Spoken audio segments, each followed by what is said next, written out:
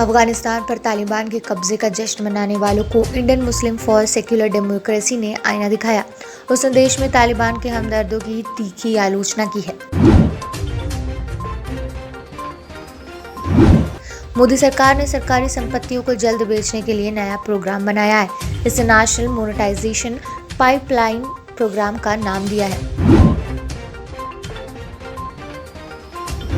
बच्चों के नामकरण के लिए देवी देवताओं के नामों में से भी कोई एक नाम आपको पसंद आ सकता है। भगवान राम को भी कई नामों से जाना जाता है और आप उनके अनेक नामों में से आ अक्षर से शुरू होने वाले नामों की लिस्ट में से कोई एक नाम चुन सकते हैं।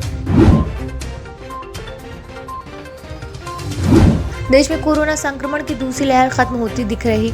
बीते 24 घंटे के दौरान कोरोना के 11,359 नए मामले सामने आए और 266 लोगों की मौत हुई।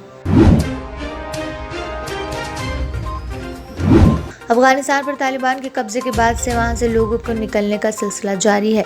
अमेरिका ने आज काबुल से करीब 11,000 लोगों को सुरक्षित निकाला है। ईस्टर्न लद्दाख में पिछले साल मई में जब LAC पर चीन के साथ तनाव शुरू हुआ, तब से अब तक भारतीय सेना की तैनाती में कई बदलाव हुए। अफगानिस्तान में 15 अगस्त को तालिबान के काबुल पर कब्जा करने के बाद दक्षिणी दिल्ली के भोगल में रह रही 19 वर्षीय मरियम आरजू नोयार दिन भर अपने कमरे में रोती रही, क्योंकि युद्धग्रस्त देश के घटनाक्रम में शांति की उसकी सारी उम्मीदों को तोड़ दिया और उसकी जगह उनके ख्यालों को बुरे सपने से भर दिया।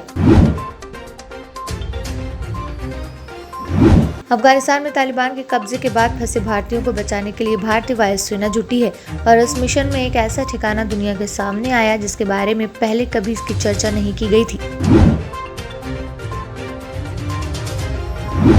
राष्ट्रीय अन्वेषण अभियान में एल्गार परिषद और माओवादियों के बीच संबंधों से जुड़े मामलों में यहां एक विशेष अदालत के समक्ष पेश किए गए मसौदा आरोपों में दावा किया है कि आरोपी अपनी खुद की सरकार बनाना चाहते थे और देश के खिलाफ युद्ध छेड़ना चाहते थे।